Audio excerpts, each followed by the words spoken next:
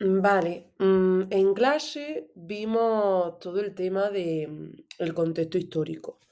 Entonces, ahora mismo me lo voy a saltar. Igualmente, si hay alguno que le interese muchísimo la historia, pues la ampliación que os pido del tema la podéis hacer por ahí, ¿no? Aquí este PowerPoint lo vais a tener también subido en Classroom, o sea que no hay problema. Igualmente, como digo siempre, está todo sacado, o casi todo. Evidentemente yo amplío y profundizo y destaco cosas que en el libro no hay, e ignoro cosas que en el libro hay, pero que vamos, que está todo en el libro, ¿vale? Por si alguno prefiere simplemente leerse las páginas del libro tranquilico y ya está. Pero bueno, tened en cuenta que aquí alguna ampliación hay. Estuvimos hablando del contexto europeo, y estuvimos hablando del contexto en España. Comentamos estas fotografías, del paso de la dictadura de Primo de Rivera, de Primo de Rivera a la Segunda República. Si queréis más datos, más información, pues una cosa que podéis hacer es pedirle a la IA, a ChatGPT, a Gemini, a lo que sea, que os dé un contexto explicado con palabras para que lo entendáis, patatín, patatán, ¿vale? Pero bueno, que el contexto histórico en literatura, para lo único para lo que lo necesitamos es para conocer bien, pues, el porqué de las cosas, digamos, ¿no? Entonces, ¿qué es lo último que vimos nosotros en literatura? Lo último que vimos fue la generación del 98. Entre el grupo del 27, que es el grupo más destacado que vamos a ver, y los 98istas, está el movimiento novecentista o la generación del 14, que también se le llama así.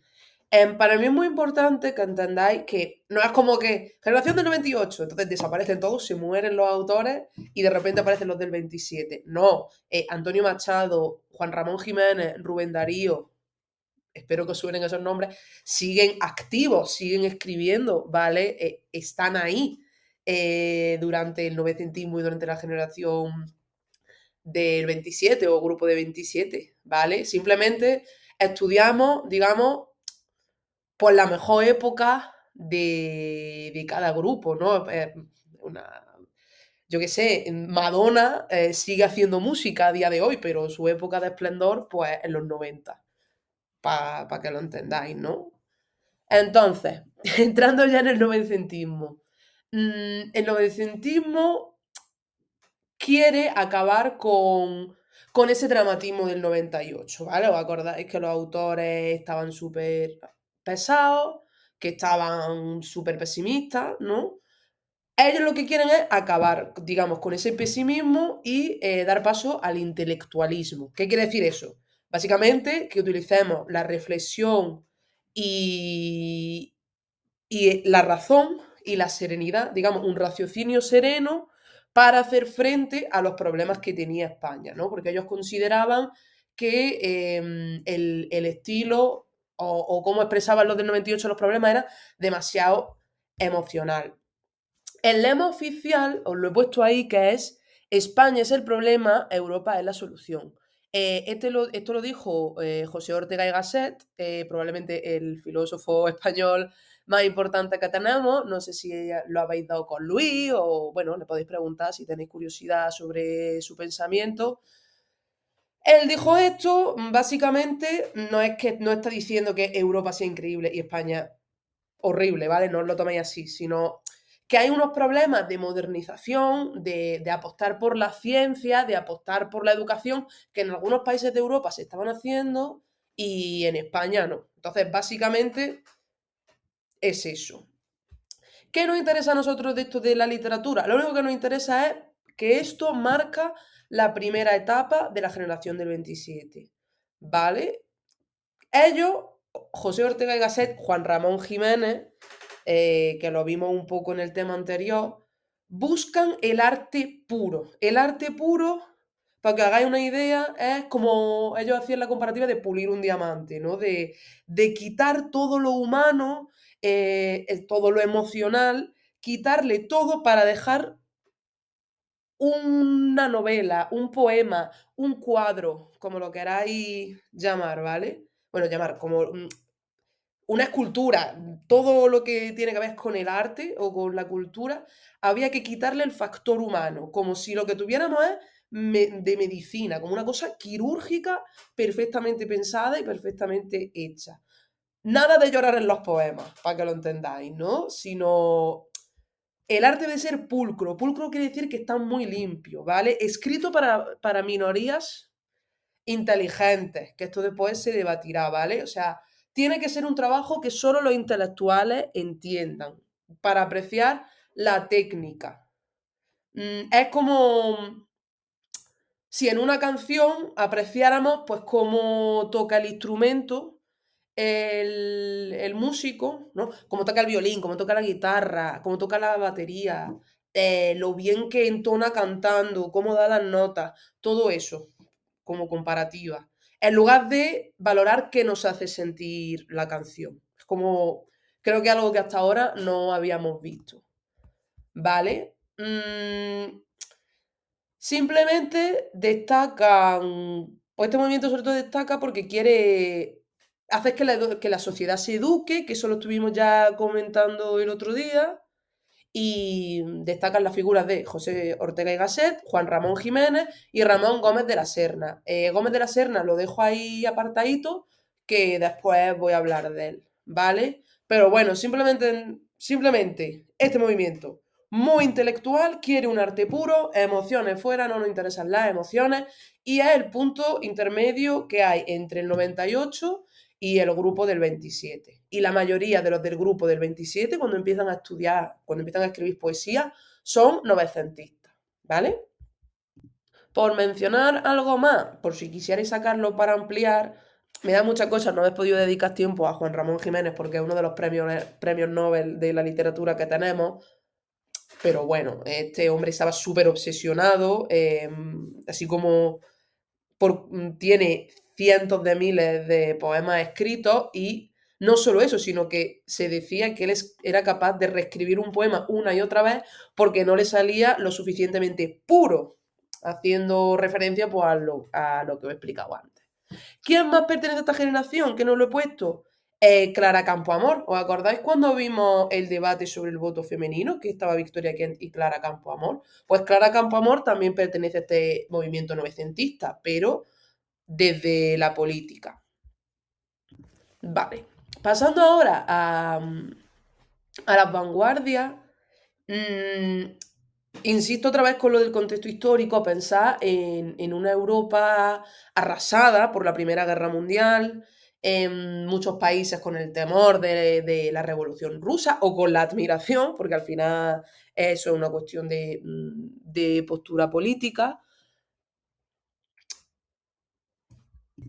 Con este contexto detrás, lo que ocurre es que los jóvenes artistas sienten que la mentalidad de sus padres, que esto es una cosa que pasa una y otra vez en la historia, los jóvenes artistas sienten que la mentalidad de sus padres no les ha ayudado a ellos ni a avanzar, ni les está dejando un mundo mejor, ¿no? Entonces, quieren romper con toda esa tradición. De esa forma surge la vanguardia. La vanguardia viene del francés avant-garde, que quiere decir los soldados que hay en primera línea. ¿Quiénes van a ser los vanguardistas? Los que están al borde de la batalla. Todo esto no es una batalla literal, es una batalla metafórica. Ellos quieren conseguir la originalidad absoluta, no les interesa nada de nada de nada, todo lo que se ha pintado, escrito, cantado, compuesto antes. Quieren romper con todo eso y provocar al público burgués, es decir, a la gente de dinero, que es la que produce arte, la que hace arte, los quieren calentar, digamos, quieren provocarlos, enfadarlos y revolucionar lo que es el mundo del arte. ¿Cómo lo van a hacer? Pues con los puntos que he puesto ahí. Con experimentación total. Van a romper todas las reglas de composición clásica. ¿Qué quiere decir eso? Pues quiere decir que escribo una obra de teatro que está pensada para durar 20 horas. Quiere decir que un cuadro rompo el lienzo y yo presento en una exposición un lienzo roto. Escribo en las obras de arte, que eso era algo que no se concebía. O sea, vosotros pensáis que bueno, ahora vamos a un museo, podemos encontrar una palabra escrita en un cuadro. Pero escribir un poema dentro de un cuadro, todo eso, eso era impensable.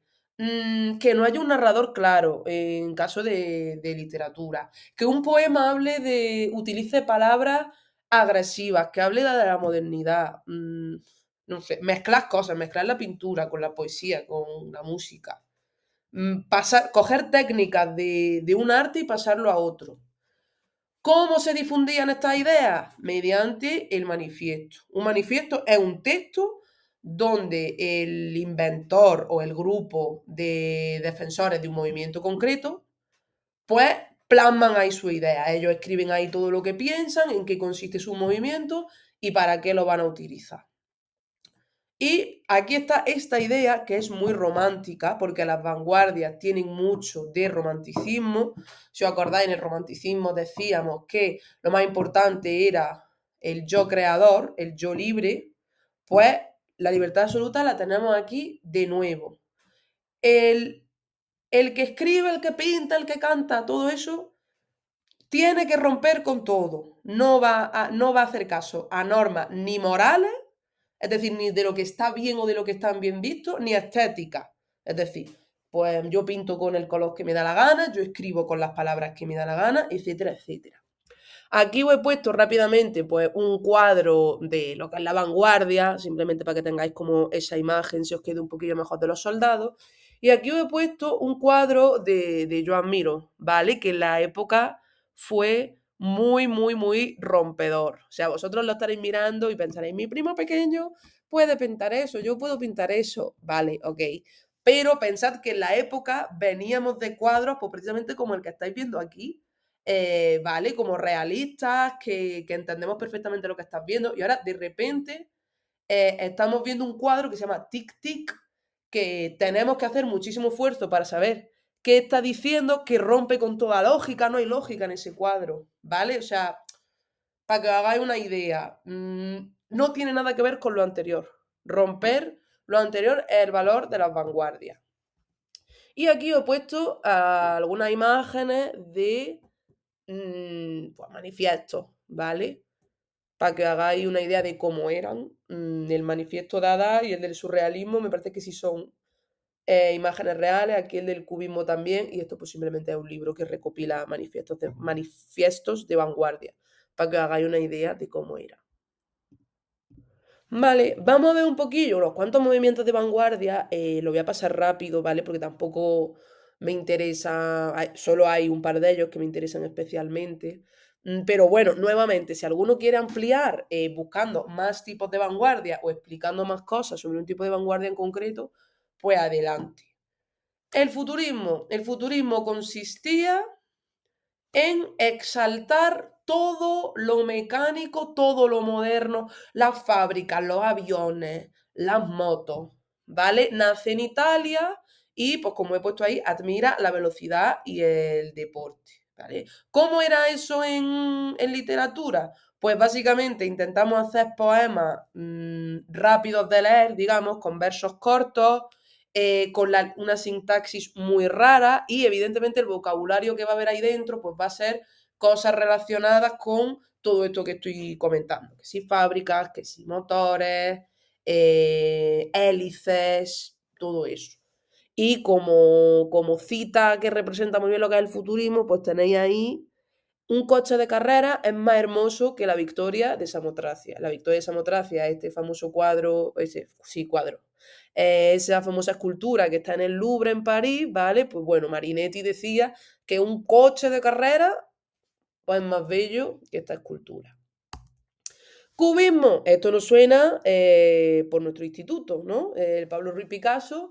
Picasso era cubista, es más, es la cabeza del cubismo, ¿vale? Y el cubismo básicamente consiste en intentar representar en una misma pintura o en un mismo poema distintas perspectivas de la misma realidad. Distintas perspectivas de la misma realidad. ¿Qué quiere decir eso? Pues que si os fijáis en estas mujeres que pintó Picasso, su cara es a la vez el frente y el perfil, ¿vale? Para que hagáis una idea. Entonces, todo lo que pintamos queremos que esté todas las perspectivas de algo a la vez. Así se produce el cubismo. El cuadro que tenéis aquí al lado es de George Braque, el otro cubista importante. Y respecto a la literatura, ¿qué se hacía? Primero, para conseguir el efecto del cubismo, ¿qué intentaban hacer ellos? Hacían una metáfora, ¿no? Porque una metáfora es una forma distinta de mirar algo o de entender algo, y hacían la metáfora de la metáfora, y de la metáfora a la metáfora, ¿entendéis? Le daban como muchas vueltas a un objeto, o a una idea, o a un sentimiento, y a eso le daban a ellos muchas vueltas. Otra forma de hacerlo era mediante los caligramas, ¿vale? Hacer poemas que tengan forma de algo, entonces estás representando como dos cosas. Dadaísmo. Ay, bueno, esto me interesa un poco, simplemente como hecho curioso, de que se está debatiendo mucho, sobre todo desde estudios coloniales, en plan que denuncian pues como la visión, el punto de vista que tenemos los europeos, y se dice que, no es que el cubismo no fue ninguna invención de Braque y de Picasso, sino que nació en una visita que hicieron a África los europeos, se trajeron las máscaras estas típicas de las tribus africanas y que realmente la idea nace de ahí. Pero bueno, esto como por criticar un poco el relato que nos presentan siempre. Dadaísmo. El dadaísmo nace de intentar romper con la lógica y volver a la infancia. Hay que intentar pensar como los niños. Y igual que los niños no entienden de convenciones sociales ni de convenciones estéticas, pues así deberíamos ser los vanguardistas, ¿vale? No, somos como niños y deberíamos enfrentarnos al mundo como niños pequeños que tienen todo por crear, todo por aprender y todo por entender. Dadaísmo viene pues del balbuceo de los niños, data, ¿no? Como los niños hacen así, pues de ahí viene dadaísmo. ¿Qué técnicas utilizaban? Pues muchos collages, como enseño ahí, y está pues el famoso artista barra filósofo Duchamp, que es el que puso un váter en un museo en París, no me acuerdo en qué museo fue, y eso se considera una obra de arte. Que vosotros estaréis pensando, pues menuda tontería, pero no es ninguna tontería, ¿vale? Era como una forma. Esto es lo mismo que el cuadro de Miro, ¿vale? Era la primera vez que simplemente colocar un objeto en un museo ya lo convertía automáticamente en una obra de arte. Realmente en el fondo es como una reflexión, una paranoia sobre cómo miramos las cosas y sobre qué valor le damos a las cosas. Surrealismo. Este probablemente sea el más importante de, bueno, probablemente no lo es, de cara al grupo del 27, ¿vale? Siguiendo la idea de Freud, que estudiaba nuestro subconsciente, el mundo de los sueños, y Marx, que defiende de otra forma la liberación total de los hombres de las dinámicas de trabajo con las que vivimos, debemos romper con las normas sociales que nos ha impuesto la burguesía, lo mismo de siempre, y lo que debemos es conectar con la surrealidad o con la suprarrealidad. Es decir, dentro de nosotros hay verdades ocultas que se esconden y debemos conectar con esa parte nuestra para crear arte. ¿Cómo se hacía? Escribiendo automáticamente. Tú no piensas en lo que escribes, tú simplemente coges el boli, todo lo primero que se te ocurre, lo vas escribiendo. Buscar metáforas nuevas, imágenes nunca pensadas, inspirarnos en nuestros sueños, ¿vale? Y aquí tenéis, creo que hay uno que no se ve, pero bueno, no pasa nada. Aquí tenéis un par de cuadros que representan el surrealismo. Estos movimientos serán este movimiento será muy importante para el grupo del 27, ¿vale? Las mejores obras del 27, como Sobre los ángeles de Alberti, Poeta en Nueva York de Lorca, o La realidad y el deseo de Cernuda, son obras que están en el marco del surrealismo. Todos estos movimientos que os he explicado son europeos, ¿vale? En Europa se estaba produciendo eso, Mientras en España, por lo que he comentado antes, el tema del novencentismo y la generación del 14 y los primeros pasitos de nuestro grupo del 27, que eran todos muy jovencitos. ¿Hay movimientos vanguardistas en España? Sí, pero muy entre comillas, ¿vale? Tenemos dos, el creacionismo y el ultraísmo. ¿Qué le pasa a estos dos movimientos? Pues el creacionismo básicamente es cubismo, ¿vale? O sea, se ha estudiado mucho, tiene sus propios poetas, pero realmente es como muy difícil decir que en España hubo una vanguardia original y propia. Porque además el creacionismo lo trae Huidobro, que es un chileno que había vivido pues 10 años en París y claramente se lo trae del cubismo literario. Diego y Juan Larrea pues son los poetas principales. En fin, si leéis las cosas que he puesto ahí, pues son propias de las vanguardias que ya hemos visto, ¿vale? Y el ultraísmo era un movimiento español que recoge el futurismo y el cubismo. Ellos realmente decían que el ultraísmo era las vanguardias en plan ultra. Entonces, todo lo que veamos que mole mucho, para entendernos, de los movimientos de vanguardia europeos los vamos a coger. Y nosotros no hacemos distinción, lo cogemos todo. Bueno. Lucía Sánchez Saornil, que será una de las sin sombrero, probablemente sea la poeta más importante de este movimiento, junto a Guillermo de Torre y Pedro García. Pero bueno, yo os los nombro porque sepáis que había algo en España, pero ya os digo, no son movimientos como muy interesantes o importantes a nivel europeo. ¿Quién sí, pienso yo, está como injustamente infravalorado? Pues Ramón Gómez de la Serna, ¿vale? Que inventa las greguerías que sí que son una cosa verdaderamente nueva que no se había visto hasta entonces. Lo que pasa es que, pues como vais a ver ahora, os voy a leer un par de greguerías, pues no son como demasiado impresionantes como para que hayan pasado a ver, que sí que ha pasado a la historia de la literatura española, ¿no? Pero no ha cruzado, digamos, fronteras en Europa. ¿Qué es una greguería? Una greguería es combinar una metáfora con humor, ¿vale? Humorismo más metáfora, greguería. Así decía Gómez de la Serna que se creaba una. Entonces, básicamente es añadirle a las metáforas humor, que sea divertido, que sea gracioso. Entonces, claro, eso para la época, digamos, porque estamos acostumbrados a ver como obras pues, muy serias, muy totales, que quieren todas cambiar el mundo, que todas quieren expresar como, yo qué sé, mm, que en ese sentido rompe mediante el humor, ¿no? Porque creo que nunca habíamos visto nada de literatura sobre humor. Entonces ahí hay un par de ejemplos como la lluvia es triste porque nos recuerda cuando fuimos peces.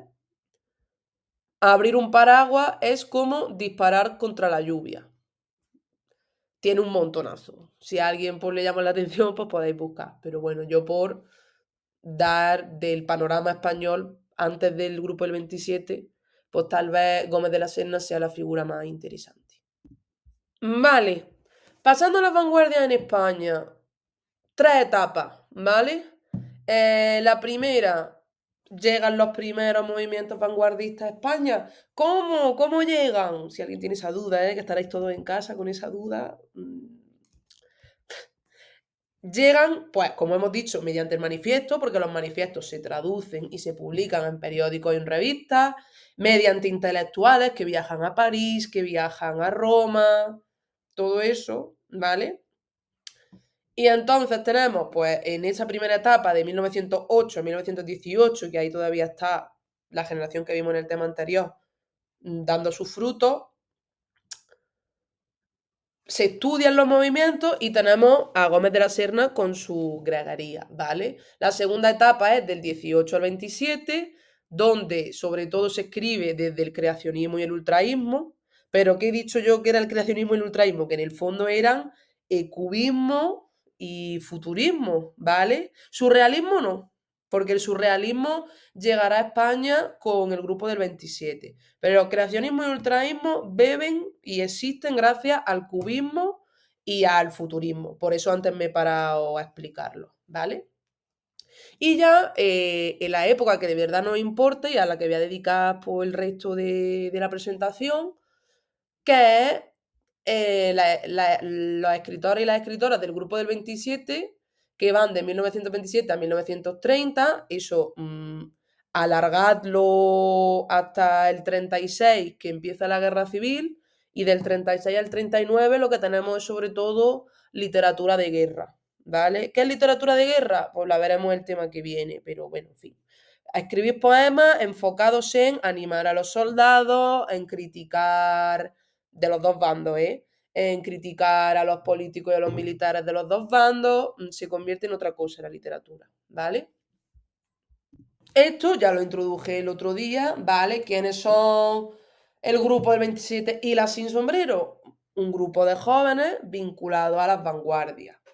¿Por qué son un grupo del 27? Porque en 1927, aquí tenéis la famosísima foto, bueno, famosísima, para vosotros no famosísima, ¿no? Pero bueno, ya os lo digo yo, que es la foto que más se ha visitado y visto y mirado de ellos, para homenajear a Góngora, un poeta que si bien vosotros lo disteis el año pasado como uno de los más grandes del siglo de oro y de la literatura española, lo es gracias a ellos, gracias a que en 1927 Díaz Friki se reunieron a hablar de Góngora, Góngora es lo que a día de hoy, si no Góngora se hubiera perdido y no lo estudiaríamos, pues, como tantos otros autores y autoras que habrá que nunca conoceremos porque se han perdido con el paso de los años, ¿vale? Son un grupo o son una generación, ¿por qué? Porque comparten maestros, José Ortega y Gasset, Juan Ramón Jiménez, Antonio Machado, comparten un espacio donde estudiaron pues, el panorama cultural de Madrid y la residencia de estudiantes, que la vimos también en el contexto histórico, y muchos coinciden en proyectos culturales como La Barraca, de la que hablaré cuando hablemos de Lorca, y la Revista de Occidente, que era una revista de cultura donde todos y todas, al menos una vez, publicaron un poemilla, ¿vale? El tema de las mujeres, de las sin sombrero, ya os comenté que os quiero dejar bien claro que hasta 2015, que fue cuando se publicó un reportaje y un estudio extenso sobre ellas, no se les había hecho mucho caso. ¿Por qué? Porque la foto que os he dicho que se hizo famosa es esa que tenéis aquí arriba. Pero cuando empezaron a investigar más y a echar vistazo a echar un vistazo a más fotografías, pues ya veis fotos como la que tenéis justo debajo, donde se ven que estaban en una cena y si nos fijamos, pues ahí ya 5 o 6 mujeres podemos apreciar entre ellos, que muchas de ellas estaban casadas con ellos, que no es que eran invisibles a la sociedad, ¿vale? Es que ellos mismos decidieron invisibilizarlas, ¿vale? Entonces, ¿qué me gustaría a mí? Pues que no nos quedáramos ni con la imagen de arriba ni con el collage este que os he puesto ahí, sino que tengamos como una idea de que el grupo de intelectuales era mixto. Evidentemente había más hombres, porque estamos hablando de 1927, pero que las mujeres ya formaban parte de esa vida social, ¿vale? Y después vamos a ver 10 figuras importantes en las que yo he metido 5 hombres y 5 mujeres. ¿Vale? Pero bueno, si alguien quisiera ampliar, como bien os estoy diciendo, podéis. ¿Cuáles son las características de esta generación? Una habilidad increíble para mezclar lo culto y lo tradicional, es decir, lo popular, las cosas propias de España, las tradiciones propias de España, con todas las innovaciones vanguardistas. Esto ya suena distinto, ¿verdad? Las vanguardias en España no son vamos a romper con todo, vamos a aniquilar a la mentalidad burguesa, vamos a matar a nuestros padres, vamos a hacer cuadros que nadie haya visto nunca, vamos a escribir poemas que nadie haya visto nunca. No es eso, ¿vale? Vamos a hacer eso, pero con cosas que siempre hemos tenido aquí, ¿vale? Y Lorca probablemente sea el maestro en hacer eso. Están obsesionados por la forma. ¿Por qué? Porque su maestro fue José Ortega y Gasset y también, o sea, Ortega y Gasset fue como el maestro teórico, el maestro básicamente que te está diciendo lo que tú tienes que hacer. Y Juan Ramón Jiménez era como el modelo, cómo hay que hacerlo, ¿no? Entonces, al final, ¿qué tenían que hacer ellos? Pues cuidar al máximo la técnica y mejorar el uso de la metáfora. En el fondo, cuando nosotros vemos una y otra vez las figuras literarias, sabiendo reconocer correctamente metáforas, se puede analizar cualquier cosa en esta vida. Cualquier cosa. Hasta una discusión que tengáis por WhatsApp, si uno sabe utilizar bien las metáforas, va para adelante. Variedad temática. Pues el amor, la lucha entre la realidad y el deseo, esto es importante. Denunciar injusticia, rescatar figuras que en la sociedad han sido maltratadas, la liberación de lo que queremos, todo tipo de temas, ¿vale? Entonces, esas son básicamente las 3 características principales. Os he puesto ahí un fragmento de El romance sonámbulo del romancero gitano de Lorca para que os hagáis una idea de que no es como lo nunca, o sea, sí son lo nunca visto estos poemas, pero que no rompen con todo, ¿vale? Aquí Lorca trabaja con la cultura gitana, ¿vale? Y un romancero, ¿qué es? No sé si os acordaréis del año pasado. El romancero es un tipo de poema que se escribía en la Edad Media. Entonces, Lorca está haciendo un libro vanguardista inspirándose en la cultura y vida de los gitanos y cogiendo como metro un romancero de la Edad Media, ¿vale? Esto es la máxima representación de lo que os he dicho antes, de mezclar lo oculto con lo popular. Verde que te quiero verde, verde viento, verde rama. El barco sobre la mar y el caballo en la montaña. Con la sombra en la cintura, ella sueña en su baranda. Verde carne, pelo verde, con ojos de fría plata. Verde que te quiero verde, bajo la luna gitana. Las cosas la están mirando y ella no puede mirarla. Vosotros diréis, pues verde, vale. Pero si os digo que el verde en Lorca significa lo que no podemos tener, el deseo frustrado, ¿vale? Ya se lee el poema distinto, ¿no? Verde que te quiero verde, ¿cómo quiero lo que no puedo tener? ¿Cómo quiero lo que no puedo tener? Bajo la luna, verde carne, pelo verde, está pensando en una persona a la que no puede alcanzar, ¿vale? ¿Qué 3 etapas tiene la generación del 27? No os confundáis que una cosa es las etapas de las vanguardias en España y otra cosa es la etapa del grupo del 27, ¿vale? Pero básicamente son 3 y probablemente ya las haya mencionado un poco. Hasta 1927, o sea, hasta que se reúnen los frikis a hablar de Góngora, lo que tenemos es pues mucha lírica popular. ¿Lírica popular qué quiere decir? Pues todo lo que hemos estado estudiando nosotros hasta ahora, ¿vale? Y trabajar la poesía pura de Juan Ramón Jiménez, por lo que hemos dicho antes, poemas fuera de emociones, poemas que sean como, mira cómo utilizo las palabras, qué bien la uso, qué imágenes, qué símbolos, cómo rima esto, ¿no? Todo eso. Del 27 al 36 tenemos la madurez y el movimiento principal que lo inspira a ellos es el surrealismo. Por eso he insistido antes y me he parado antes a explicarlo, ¿vale? La poesía rehumaniza, es decir, si antes decíamos que había que quitarle los sentimientos a la poesía, ahora no es así. La poesía nos hace más humanos y sirve para que los problemas políticos y sociales estén ahí. ¿Cómo van a aparecer? Mediante el surrealismo, ¿vale? Rompiendo la realidad. El mejor ejemplo es Poeta en Nueva York de Lorca. La tercera etapa es pues, lo que ocurre después de la guerra, ¿vale? El grupo se dispersa, se rompe trágicamente, Lorca es fusilado, después hablaremos de ello.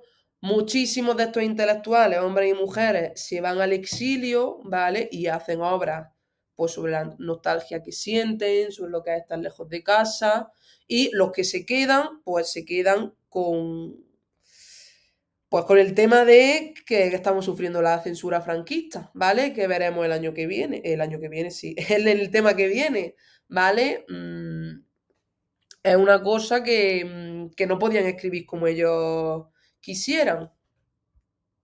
Ahí os he puesto, pues tenéis Mujer saliendo del psicoanalista, de Remedios Varo, que es una de las sin sombrero, para que hagáis una idea de pues, lo que es el surrealismo, ¿no? Esa mujer extraña que tiene allí varias caras, que una cabeza colgando de su mano, no sé, es como si es como mística, es como extraña. Pues bueno. surrealismo, ¿vale? Y os he puesto dos estrofas de La Aurora, de Poeta en Nueva York, también de Lorca, para que veáis cómo es la estética respecto al romancero gitano que hemos leído antes. La aurora de Nueva York tiene 4 columnas de cieno y un huracán de negras palomas que chapotean las aguas podridas. La aurora de Nueva York gime por las inmensas escaleras, buscando entre las artistas nardos de angustia dibujadas. Vamos a ver ahora rápidamente 10 figuras importantes, ¿vale? ¿Por qué os presento 10 figuras? Pues, a ver, 10 figuras importantes. ¿Son estas verdaderamente las más importantes? Es una mezcla entre que sí, entre mi propio gusto, ¿vale? Pero bueno, si a alguien le interesa ampliar con otra figura o con alguna de las que os presento aquí, de cara al trabajo, de cara al ensayo, pues bienvenido sea. No es difícil encontrar información sobre esta gente porque son los más grandes de España, ¿vale? Lorca, aquí lo tenéis. Genio universal, dramaturgo y poeta. ¿Qué es un dramaturgo? Es una persona que escribe teatro, ¿vale? Lorca, aparte de poesía, escribió teatro. Y bueno, pues su principal virtud es unir lo popular con lo surrealista. Después hablaremos un poquito más de él. Alberti es un poeta de Cádiz que es uno de los que mejor refleja la evolución de etapas que os he comentado antes. Él empieza como con una poesía muy popular, muy pura, con Marinero en tierra, no sé si os suena, son como poemitas sobre un marinero que está en Madrid, entonces no hay mar y está triste, es como una reflexión sobre lo que él siente al estar lejos de Cádiz, básicamente. Pero él después va evolucionando, después milita como comunista y él al final, pues sus poemas son muy batalleros, muy contra el bando sublevado, el bando franquista básicamente, y él acabará al final eh, exiliándose, perdón, a Argentina. Estaba casado con María Teresa León, que es una de las sin sombrero, y juntos crearon la revista del 12 de octubre, me parece que se llama. No me estoy equivocando, pero bueno, era una revista donde se publicaban textos revolucionarios, literarios, ya bien entrada la Segunda República y el inicio de la Guerra Civil. Luis Cernuda es el elegido entre todos los del grupo del 27 para caer en selectividad, ¿vale? Sé que queda muy lejos, pero bueno, y que en teoría leáis su poemario entero en segundo de bachiller, en teoría. Es un poeta que era... Su figura es muy interesante porque él era abiertamente homosexual, igual que Lorca. A ver, abiertamente. Abiertamente no lo entendáis como hoy, ¿vale? Pero bueno, que sus textos tratan muchísimo ese tema. Y pues ahí he puesto que el poeta se centra en el doloroso choque entre los deseos íntimos y la realidad. Em, Él tiene un poemario que se llama La realidad y el deseo, donde básicamente son poemas sobre que él pues está muy frustrado porque no puede salir a la calle, a ver, salir a la calle, no puede amar en público, amar abiertamente a la persona a la que quiere, ¿vale? Porque él es homosexual. Además, digamos que Cernuda estaba bastante reprimido, ¿no? Porque Lorca era como más, que se entienda esto entre comillas, mariquita mala, comillas, comillas, era como, tenía una autoestima mucho más alta, era como mucho más fuerte, mientras que Cernuda era una persona como muchísimo más retraída, a la que le costaba expresar esos sentimientos. Pero bueno, es una figura interesante, la verdad. Pedro Salinas, además de ser el poeta del amor, también se le conocía como el poeta profesor, porque era profesor universitario y era el más mayor de todo el grupo del 27. Tiene un montón de poemas de amor, súper bonitos, por si alguno está ahí bien ñoño y le apetece echarle un vistazo. Y bueno, es otra de las figuras importantes. Por último, Vicente Aleixandre, que en la foto en la que he puesto, bueno, he elegido poneros a Alberti y a Aleixandre así de mayores, porque no hace tanto que murieron, ¿vale? Me parece que en Alberti tenéis programas en la uno de los 80 y puede que de los 90 él hablando, ¿vale? Y Aleixandre recibió el premio Nobel de Literatura, pero él recibió el premio Nobel de Literatura en plan por todos, por ti, por todos, por mí, por todos mis compañeros, porque era de los que quedaban vivos cuando se decidió premiar la labor de la generación del 27 y se le concedió a él el premio, porque él tiene un montón de poemarios también bastante interesantes, de estética surrealista. Y por seguir con la visibilización, Alexandre era bisexual y también tiene un montón de poemas sobre ese tema, sobre lo complicado que es llevar, digamos, el deseo para los dos lados, sobre todo en esa época. Por favor, sigamos pensando que 1930 y en el caso de Alexandre, 1940, 1950 y él se quedó en España, ¿vale? O sea, él siguió escribiendo otras cosas con el franquismo. Pasando ahora a cinco figuras femeninas, tenéis. Aquí también vuelvo a hacer la misma estrategia. Os pongo a dos fotografías, porque es que siento muchas veces que a las personas mayores no las vemos, ¿sabéis? Y no sé, esto ya a lo mejor son paranoias mías, pero que muchas veces nos creemos que la gente anciana no escribe, no canta, no baila, no se enamora, no tiene relaciones y son gente como muy productiva y estamos como, no sé, tan obsesionados con la juventud y con la belleza y con, en fin. Que me interesa que veáis que, yo que sé, que la gente mayor, pues, es, no es que sea válida, es que tiene un recorrido en las espaldas detrás y en este caso, pues, María Zambrano seguía escribiendo y seguía haciendo apariciones públicas, como la foto que la veis ahí divina, echándose un piti. Mm, pues probablemente sea la filósofa más importante que tenemos en España, discípula de Ortega y Gasset y es fundamental para el pensamiento español del siglo XX. Nuevamente, si queréis ampliar o tenéis dudas, le preguntáis a Luis sobre María Zambrano, si quisierais. La verdad, porque yo no estoy tan puesta. Yo he leído algunos textos de literatura, también habla bastante de religión y de espiritualidad, pero bueno. Debajo, en la fotografía grande, tenéis a Maruja Mayo, ¿vale? Una pintora surrealista.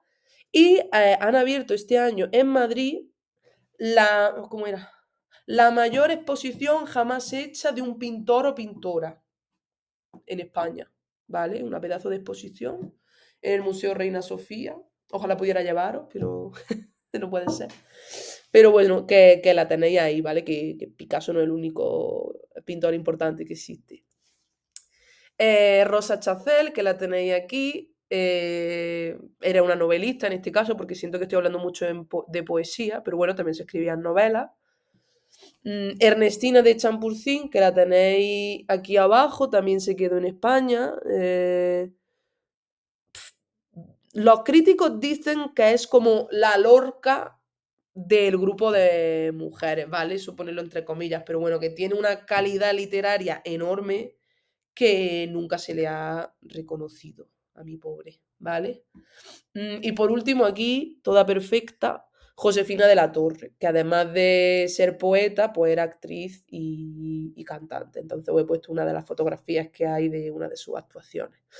Es la única mujer, y aquí tenéis una de las razones por las que las mujeres no eran tan conocidas. Ay, perdona.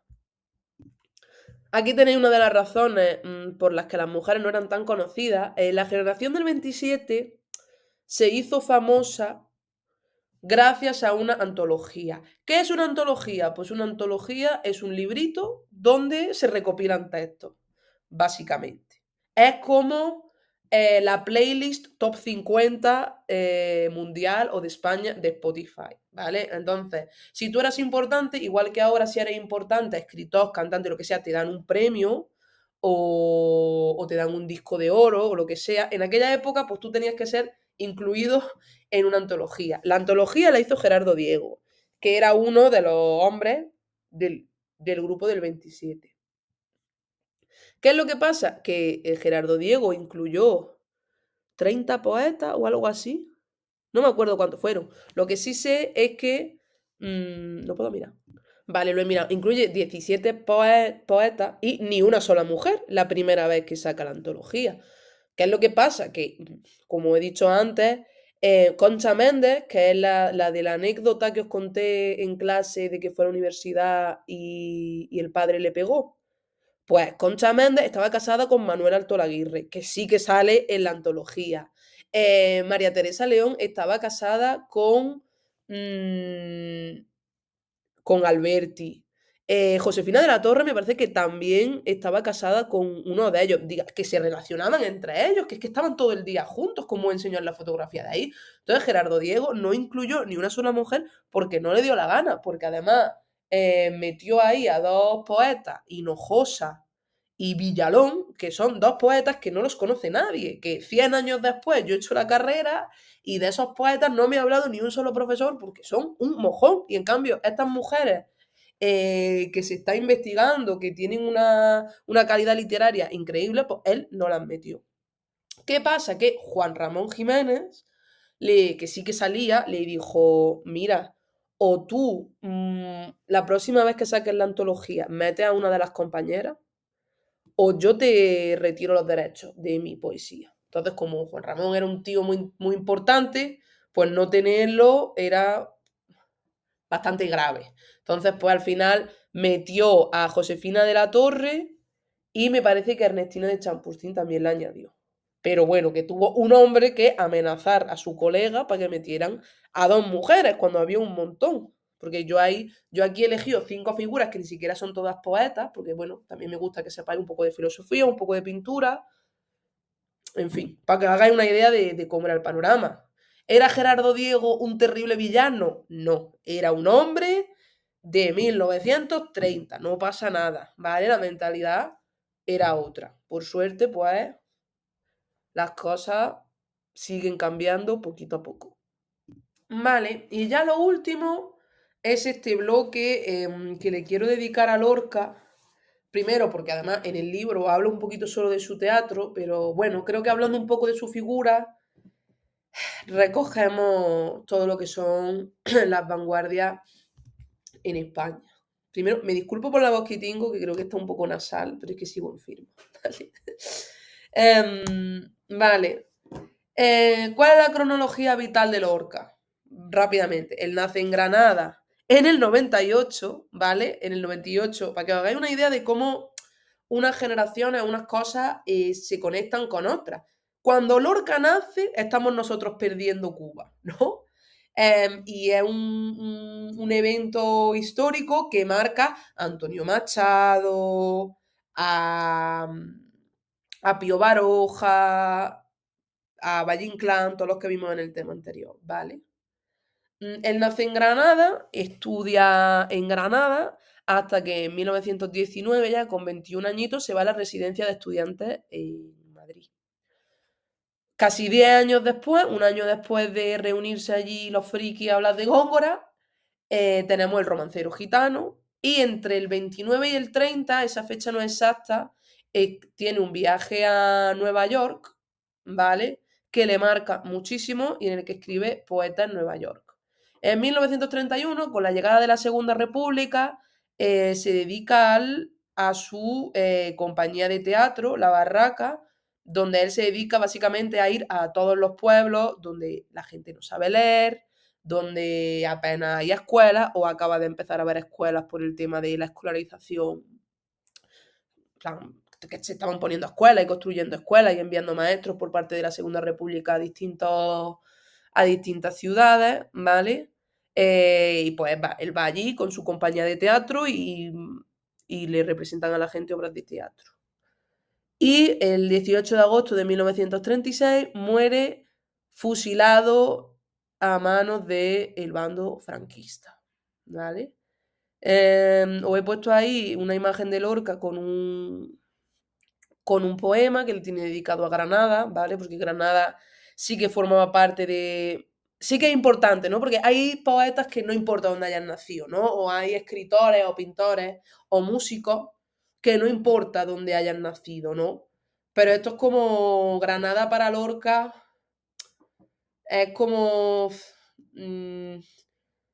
yo qué sé, las favelas para un futbolista brasileño que proceda de ahí, PR para los reggaetoneros, es como, es un espacio que a él lo marcó muchísimo, ¿vale? Entonces, no solo el romancero gitano, sino que sus obras de teatro, pues están inspiradas en ese espacio. La literatura de Lorca sí que se estudia muchísimo, muchísimo, muchísimo. Bueno, se ha estudiado muchísimo, entonces tenemos como esta pequeña tabla que os he puesto aquí, que son, cuando aparece esto, significa esto. Si aparece la luna, tanto en las obras de teatro como en los poemas, significa la muerte o el destino inevitable.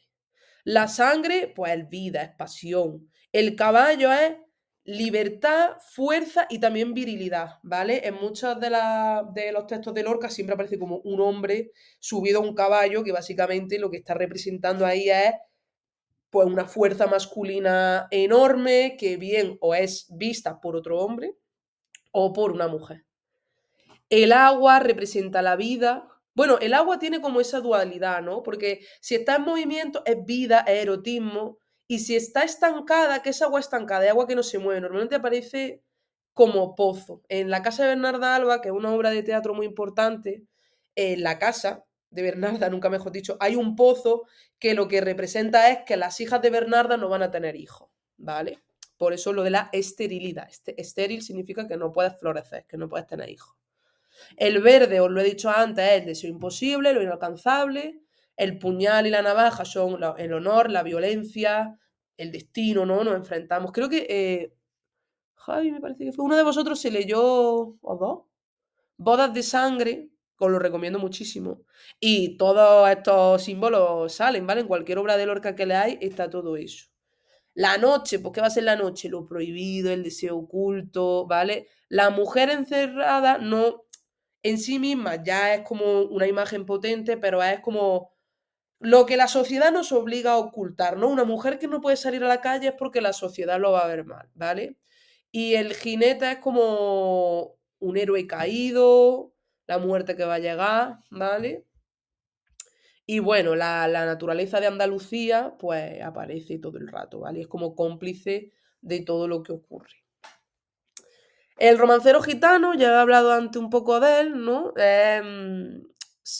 Trabaja muchísimo con la idea de libertad y de marginalidad del pueblo gitano, que es una cosa como bastante innegable, ¿vale? Y pues lo que he comentado antes, él mete en un texto que parece muy tradicional, ¿no? Porque es un romancero sobre pues, gente que ellos conocían, hay como bastantes figuras de gitanos del Albaicín, como conocidos en la época, salen en el romancero gitano. Pues todo eso mezclado con surrealismo.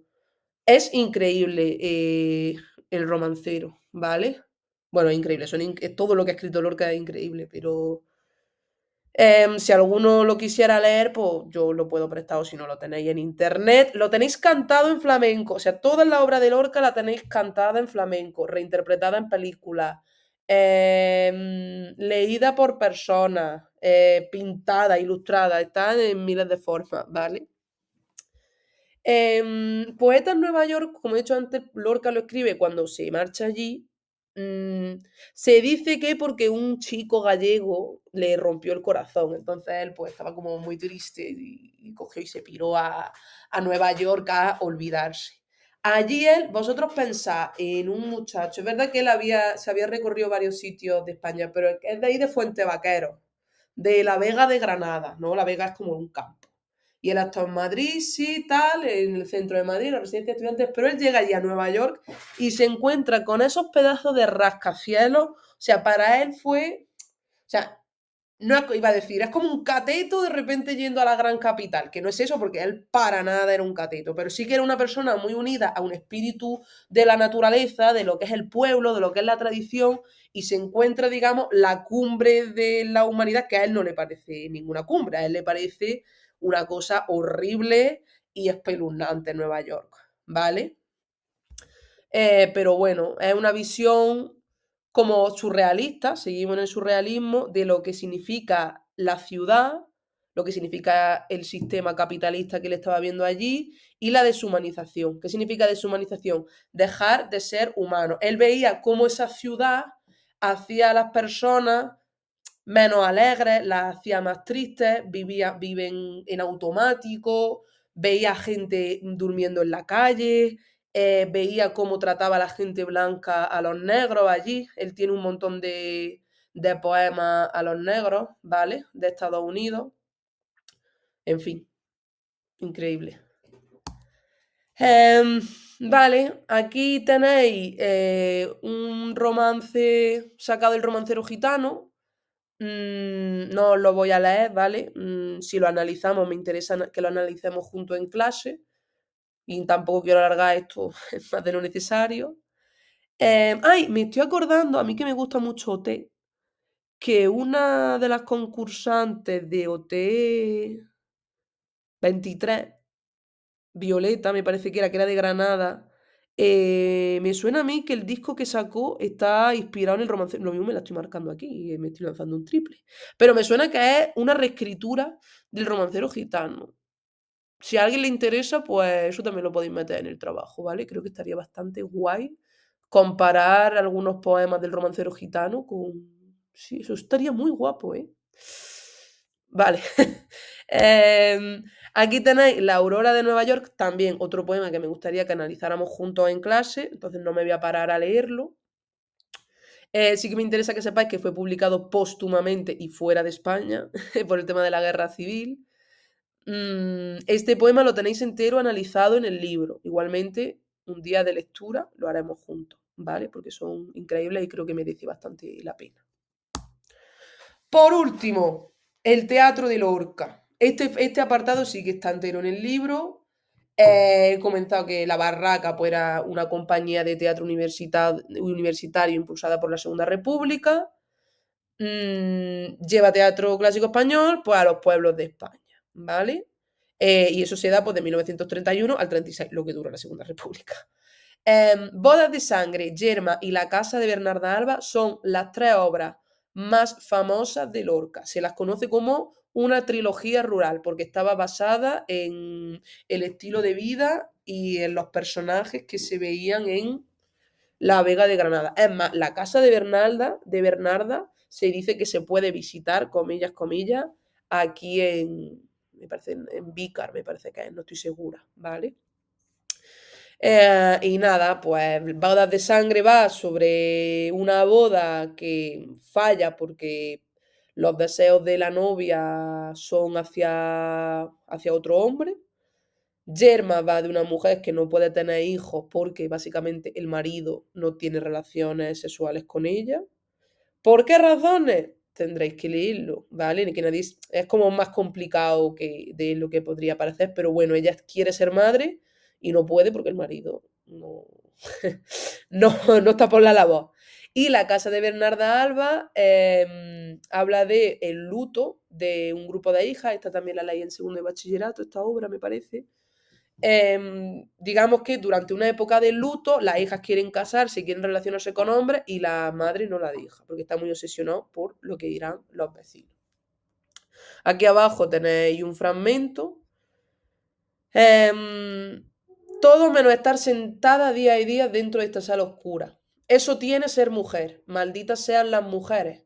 Aquí se hace lo que yo mando. Ya no puedes ir con el cuento a tu padre. Hilo y aguja para las hembras, látigo y mula para el varón.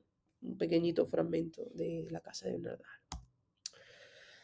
Ya para cerrar, pues bueno, decir que Lorca fue fusilado el 18 de julio de 1936. Se dice, y es muy famosa la afirmación de que se dijo ahí en el pelotón de fusilamiento a este pegarle un tiro en el culo por maricón.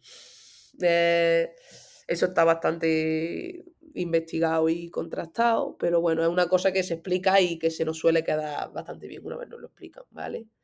Él sí que me interesa que sepáis que se refugió en casa de su amigo Luis Rosales, que era o sea, que ideológicamente estaba de acuerdo con el bando de Franco, pero para que veáis que no es como bueno y malo, ¿sabes? Que no es como que las personas somos mucho más complicadas y aunque Luis Rosales no estaba de acuerdo con alguna idea de la Segunda República, él no quería que a Lorca se le fusilara, ¿vale? En fin. Sus restos es fusilado, se dice en Biznar, Granada, en el camino de Biznar, pero sus restos no han sido localizados. Y digamos que eso es como una de las grandes tragedias para la cultura española, no haber podido encontrar el cuerpo de Lorca, ni, ni sabemos dónde está, ni sabemos nada de ello, ¿vale? Y bueno, aquí os he incluido un fragmento de El crimen fue en Granada, de Antonio Machado, que es un poema que Antonio Machado escribe cuando se entera de que han fusilado a Lorca, ¿vale? Antonio Machado seguía escribiendo. Como os dije, si es que Antonio Machado morirá exhausto y por el cansancio de huir a Francia, una vez pasa la frontera en Collioure, pues se desploma allí y muere fruto de, bueno, fruto de estar agotado, ¿vale? Y aquí tenéis como el poema que, que escribió Machado sobre Lorca. Entonces, estos dos últimos versos, que fue en Granada el crimen, sabed, pobre Granada, en su Granada, muerto cayó Federico. Son como unos versos bastante icónicos, pues, de esta situación. ¿Vale? Entonces, en fin, con esto cierro toda esta información. Al final quería que durara esto menos, pero bueno, lo dividiré. Que ya está, esta es como la información general que tenéis que saber. Por favor, en el ejercicio, centraros en lo que más os haya llamado la atención, ¿vale? Alguno dirá, es que no me llama la atención nada. Pues bueno, pues entonces elige algo aleatorio, algo random y lo desarrolla, ¿vale? En fin, para cualquier duda o lo que sea, pues me podéis decir. Todas las dudas que os hayan surgido viendo el vídeo, me las podéis preguntar, ¿vale? Nos vemos físicamente en el aula.